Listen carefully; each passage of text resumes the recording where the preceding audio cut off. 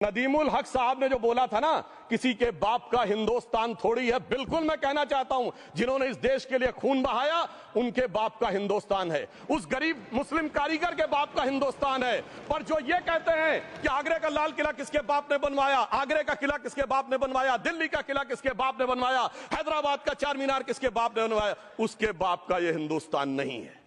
और उसके बाद भी जो आप करना चाहते हैं, अगर इस रास्ते में आप कांटे बिछाना चाहते हैं, तो उनके लिए एक लाइन कहना चाहता हूं, सभापति महोदय, तेरी तमन्ना है पर हम खार न बोने देंगे, खार कांटों को कहते हैं, तेरी तमन्ना है पर हम खार न बोने देंगे,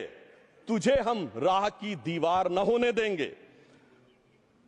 तू सबको रौंद कर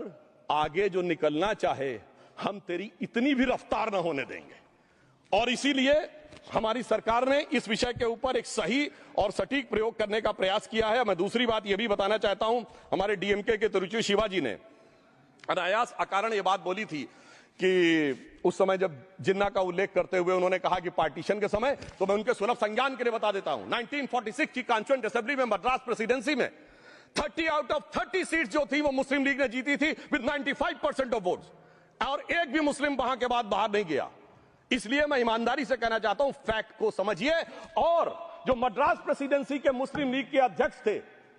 और पीजे पोकर साहब बहादुर और मोहम्मद इस्माइल, वही बाद में इंडियन यूनियन मुस्लिम लीग के अध्यक्ष बने, और उन्होंने 28 अगस्त 1947 को सेपरेट इलेक्टोरेट मांगे। जो कोई जाके कॉन्स्टिट्यूएंट असेंबली की डिबेट में पार्लियामेंट किया, आप वेबसाइट पे पेज नंबर 270 पे जाके पढ़ लीजिएगा, सरदार पटेल ने बड़े गुस्से में इस बात को कहा, अब जो हो गया सो हो गया, एक रात में दिल नहीं बदल गया, मगर अब देश के लिए कैसे आगे बढ़ना है उसके लिए ईमानदारी से आगे आओ।